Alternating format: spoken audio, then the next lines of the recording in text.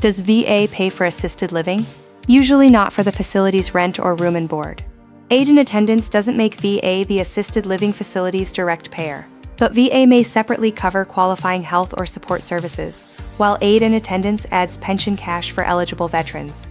3 different money questions are getting collapsed into one. Keep them separate by following a veteran, his adult daughter, and a care planning professional as they compare one facility estimate. Start with the facility bill, not the benefit name. VA describes assisted living as a rented room or apartment with shared spaces and caregiver help. Rent normally includes basic services. Extra care can sit on top. One address and one invoice can still create 2 questions. What pays for living there, and what pays for care delivered there? Use 3 buckets. The first is housing and basic services bundled into rent. The second is a specific health or support service. The third is cash the veteran receives, such as pension with aid in attendance. Cash in bucket 3 may help with the total bill, but it does not turn bucket 1 into a covered VA facility charge. A flat no can mislead just as much as a flat yes. VA may arrange for a nurse or another health professional to visit a veteran in assisted living. VA may also cover some long-term care services through standard health benefits. For extra home and community-based healthcare services, an otherwise qualifying service the facility does not already offer may be covered. For those extra healthcare services, start with 5 checks: enrollment, clinical need, local availability, whether the facility already offers the service, and any copay. VA may consider other factors too. In assisted living, VA only provides these extra healthcare services when the facility does not already offer them. Coverage follows the service and the veteran's circumstances, not the words assisted living on a brochure. Get an answer for each line before you count it in the budget. Before we get to that budget, one benefit name trap can change the whole comparison. Pension aid in attendance is extra monthly money added to a qualified veteran's or survivor's VA pension. The person must qualify for pension and meet at least one listed need test, such as needing help with daily activities.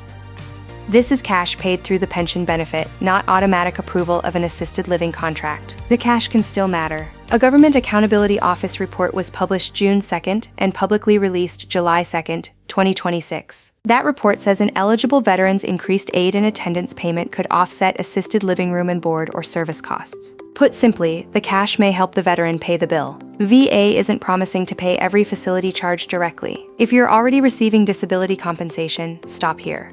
VA says pension and compensation can't be paid at the same time. If you qualify for both, VA awards the greater benefit unless you specifically elect the lesser one. Pension aid in attendance doesn't simply stack on top. Ask an accredited representative to compare the paths and whether special monthly compensation applies when service-connected disabilities create a need for daily help. Do not carry the assisted living rent rule over to nursing homes. VA has separate nursing home pathways, and help with those costs can depend on income and the level of service-connected disability. The setting changes the rule. Before comparing facilities, identify whether the proposal is assisted living or nursing home care.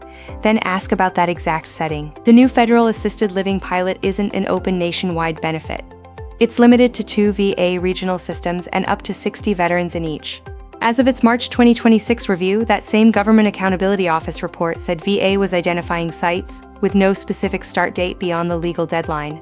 Until VA announces access details, treat the pilot as pending. My recommendation is simple. Get an itemized estimate, then put housing and meals in one group. Add housekeeping and other basic services there. Put nursing visits and therapy in a second group, with aid time and extra care. Do not label either group covered. Use the split to create questions that VA and the facility can answer line by line. For the care side, call the local VA and ask for a social worker. VA says a social worker can help decide whether extra help from a nurse or aide may be needed at the facility.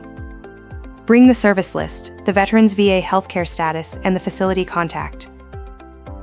Ask which extra healthcare services are approved, locally available, not already provided by the facility, and subject to a copay, and whether other eligibility factors apply. For the benefit side, use VA's accredited representative search. VA says claim services from an accredited Veteran Service Organization representative are always free. Ask that person to compare current compensation with possible pension eligibility. Because those benefit paths differ, ask about aid in attendance and any special monthly compensation route. A real comparison is safer than chasing the benefit with the most attractive name. Before anyone signs, confirm in writing what counts as rent and basic service. Which extras does the facility charge, and which exact services did VA approve? Which monthly cash benefit does the veteran receive? Budget with confirmed amounts, not hoped-for approvals. One rule settles the plan. Rent is generally yours. Qualifying care and cash benefits are separate questions. Send this to the person comparing facility bills.